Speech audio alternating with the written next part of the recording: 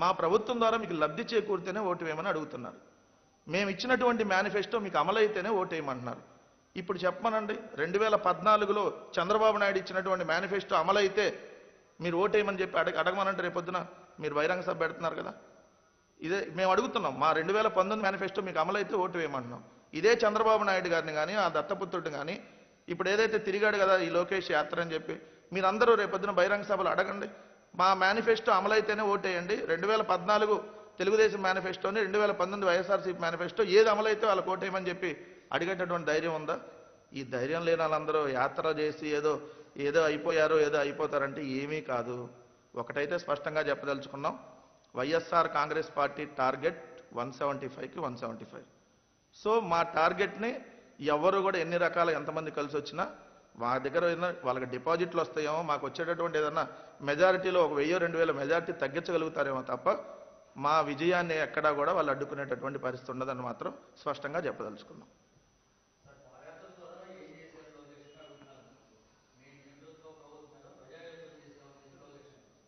ప్రజాయుద్ధం అంటే ఎక్కడ రాశారు? నిశ్శబ్ద యుద్ధం లాగా ఉంది మీరు చెప్తుంటే. ప్రజాయుద్ధం కాదు. ప్రజాయుద్ధం చేశారా? నిజంగా నారా లోకేష్ మాట్లాడినటువంటి మాటలకు కానీ పవన్ కళ్యాణ్ మాట్లాడే మాటలకు కానీ ఒకళ్ళేమో చెప్పులు తీసుకుంది అంటారు, ఒకళ్ళేమో పేకల బిసికి చంపేస్తా, ఒకడేమో మేమందరినీ ఎర్ర బుక్కులో రాసుకున్నా ఎస్పీ పేర్లతో సహా ఏదైతే పోలీస్ అధికారుల పేర్లు, ఏదైతే వైఎస్ఆర్ కాంగ్రెస్ పార్టీ ఎమ్మెల్యేల పేర్లు, మంత్రుల పేర్లు మేమందరూ ఎర్ర బుక్కులో రాసుకున్నాను, మీ అంతు తేలుస్తామని చెప్పి, లేదంటే అప్పుడే తొడలగొట్టి బూతులు తిట్టి ఒకడేమో బోషిడికే అంటాడు. ఇలా మాట్లాడినప్పుడు నిజంగా మాది నిరంకుశ ప్రభుత్వం అయితే వీళ్ళందరూ ఇలా మాట్లాడగలుగుతారా? మీరు నేనే సూటిగా అడుగుతున్నా మీడియా మిత్రుల్ని, నిజంగా మాది నిరంకుశ ప్రభుత్వం అయితే, నిజంగా మేము వాళ్ళని టార్గెట్ చేసే వెళ్తే ఇన్ని మాటలు మమ్మల్ని అనలేరు కదా. మేము ప్రజాస్వామ్యంగా వెళ్తున్నాం, వాళ్ళు తిడితే తిట్టుకోనండి, ప్రజలు మాకు ఓట్లేశారు, మళ్ళీ ప్రజలకే మేము చెప్పుకుంటూ వెళ్తాం అంటున్నాం తప్ప వాళ్ళు మాట్లాడేటటువంటి మాటల్ని మేము పట్టించుకోవాల్సినటువంటి అవసరం లేదని మాత్రం స్పష్టంగా చెప్పదలుచుకున్నాం.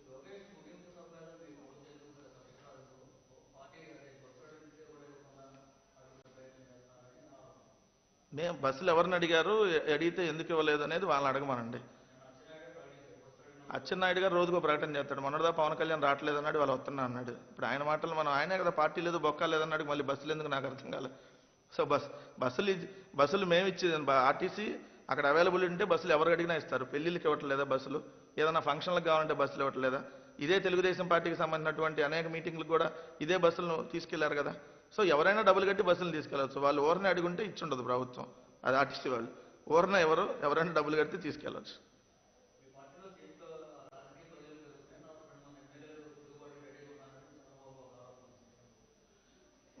మీకు బాగా గుర్తుంటుందన్న, మేము అధికారంలోకి వచ్చిన మొట్టమొదటి 6 నెలల్లో కూడా ఇట్లాంటి స్టేట్మెంట్లు ఇచ్చారు.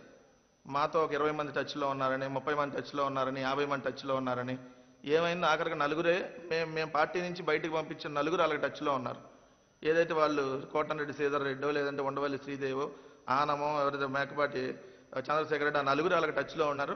వాళ్ళు ఆల్రెడీ వ్యతిరేకంగా ఓటేశారు కాబట్టి మేము పార్టీని సస్పెండ్ చేసాం. మా పార్టీ వాళ్ళు ఎవరు వాళ్ళతో టచ్లో లేరు. ఒకటైతే స్పష్టంగా చెప్పదలుచుకున్నాం, వైఎస్ఆర్ కాంగ్రెస్ పార్టీ ఇప్పుడు అభ్యర్థుల మార్పులు చేర్పులు ఇవన్నీ 175కి 175 గెలిచేదానికి. మేమేదో 130